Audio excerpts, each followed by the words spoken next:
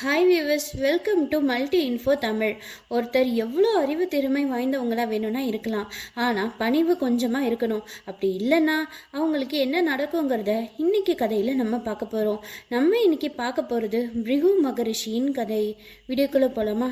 மகரிஷி பிருகுவை பிரம்மன் தன்னோட படைப்பு தொழிலுக்கு உதவியாக இருக்கணுங்கிறதுக்காக படைக்கிறாரு. இவருக்கு அதிகமாக கோபம் வரும்.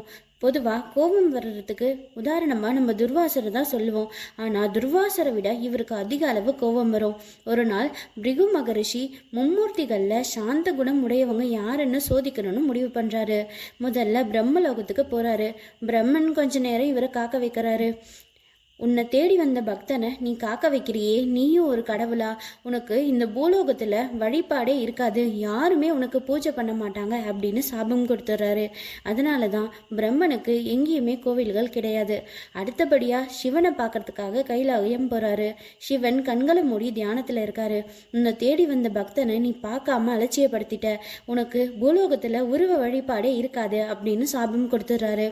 அதனால தான் சிவனை நம்ம லிங்கமாக வழிபடுறோம். கடைசியா விஷ்ணுவை பார்க்க வைகுண்டம் போறாரு. விஷ்ணு லக்ஷ்மி கூட பேசிக்கிட்டு இருக்காரு. ஏற்கனவே 2 பேர் தன்னை அலட்சியப்படுத்திடுறதா நினச்சி ரொம்ப கோவமாக தான் அவர் வந்திருப்பாரு. இப்போ விஷ்ணுவும் அவர் வந்ததை கவனிக்கலை.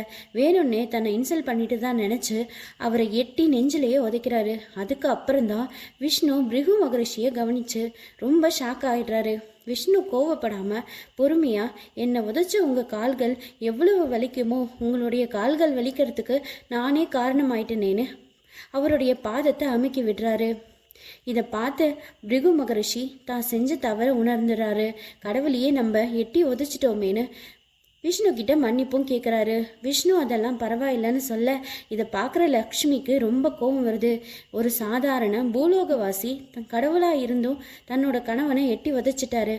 ஆனால் அவரை சபிக்காம அவர் ரொம்ப பணிவாக நடத்துகிறாரேன்னு விஷ்ணு மேலே ரொம்ப கோபம் வருது. அது மட்டும் இல்லாமல் லக்ஷ்மி இருக்கிற இடம் விஷ்ணுவுடைய மார்பு தான். ஆனால் அதையே எட்டி உதச்சிட்டதுனால தன்னையே அவமானப்படுத்திட்டதா அவங்க நினச்சி கோவப்பட்டு விஷ்ணுவை விட்டு பிரிஞ்சு நான் யாருமே கண்டுபிடிக்காத இடத்துக்கு போய் மறைஞ்சு வாழ போகிறேன்னு போகிறாங்க. அதுக்கப்புறம் பிருகு லக்ஷ்மி கிட்ட போய் அவங்களோட பாதம் பணிஞ்சு நான் செஞ்சது தவறு தான், கோவத்தில் தெரியாமல் செஞ்சுட்டேன், என்னை மன்னிச்சிருங்கன்னு மன்னிப்பு கேட்குறாரு. லக்ஷ்மி இயல்பு நிலைக்கு திரும்பி விஷ்ணு பக்கத்திலேயே வந்து அமர்றாங்க. பிருகு மகரிஷி மறுபடியும் லக்ஷ்மியோடைய பாதம் பணிஞ்சு என்னோட தவறை மன்னிச்சு நீங்களே எனக்கு மகளாக வந்து பிறக்கணும், என்னோட மார்பில் நீங்கள் எட்டி வதைக்கணும், இதுவே நான் செஞ்ச பாவத்துக்கு பரிகாரம்னு வரம் கேட்குறாரு. லக்ஷ்மியும் அப்படியே ஆகட்டும்னு வரம் கொடுக்குறாங்க. அதுக்கப்புறமா கியாத்தின்னு ஒருத்தர் மணந்து அவங்களுக்கு லக்ஷ்மி பார்கவிங்கிற பேரில் மகளாக பிறந்து அவங்க விஷ்ணுவை திருமணம் செஞ்சுக்கிறாங்க. இதோட இந்த கதை முடியுது.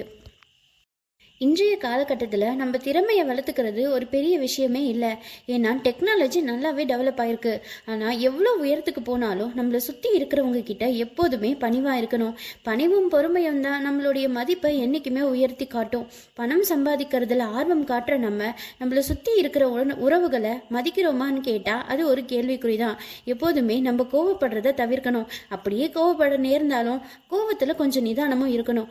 ஏன்னா 5 நிமிஷம் கோவப்பட்டு கொட்டி தீக்கிற வார்த்தைகளால விலை மதிக்க முடியாத உறவுகளை நம்ம பிரிய நேரிடலாம். இன்னைக்கு கதை உங்களுக்கு பிடிச்சிருக்கோன்னு நம்புறோம். வீடியோக்கு லைக் பண்ணுங்க, உங்க ஃப்ரெண்ட்ஸ் அண்ட் ஃபேமிலிக்கு ஷேர் பண்ணுங்க. மறக்காம மல்டி இன்ஃபோ தமிழை சப்ஸ்கிரைப் பண்ணுங்க. தேங்க்யூ.